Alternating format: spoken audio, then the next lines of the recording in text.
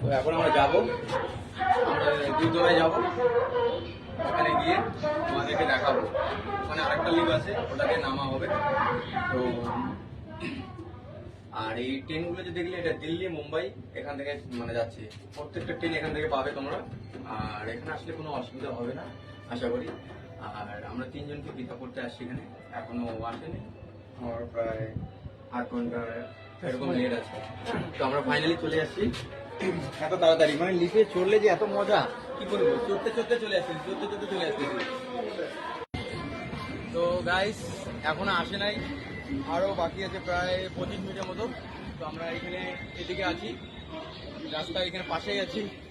कितने तेजस्वी लोग हैं हमारे पास, कितने शानदार विचार रखते हैं जी। রাস্তায় বলে না কি বলে জানি না। তো এখন আসলে আসবে, আসলে পরে তোমাদের দেখাচ্ছি, তাদেরকে পিক আপ করে নিয়ে চলে যাবো। তো চলো। তো বন্ধুরা সেকেন্ড লিফে চলে আসলাম, এখন আন্দারে প্রবেশ করতেছি। আর এখানে আমরা তিনজনেই আছি, আর কেউ নেই। এখানে যদি আমরা তিনজন মারপিট করি আর কেউ থাকবে না। তো এই যে আমি লিফে চললে এত এনজয় করি, মজা করি না, কি বলবো তোমাদের। আর এখানে বসার মতো সিট আছে, এখানে আমরা বসে এরকম করে যাবো, অনেক মজা করবো। আর তোমরা তো অনেক কিছু কমেন্ট করতে পারেন যে জীবনে কখনো লিফে চড়ে নেই, উঠে নেই, বা এরকম ধরনের কমেন্ট করতে পারেন। আসলে আমি লিফে এতবার চড়ছি, কি বলবো আর, মানে বিভিন্ন ধরনের লিফে উঠছি, আর আলাদা আলাদা ফিল এসে করছে। এই গাইস, তো তখন থেকে আমরা তিনজনে ওয়েট করে আছি, এখনো আসতেছে না। তিনজনে এখানে বসে বসে আড্ডা মারছি, কি করবো।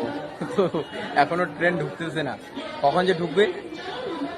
ট্রেন এখানে দেখাচ্ছে প্রায় 8:30টার দিকে, এখন তো 8:30 পার হয়ে যাচ্ছে, এখনো ট্রেন আসে নাই। তো দেখি আর কতক্ষণ আসে। তো এখানে বসে বসে আর থাকতে ভালো লাগে না, তো ভাবতেছি একটু কফি খেয়ে আসি।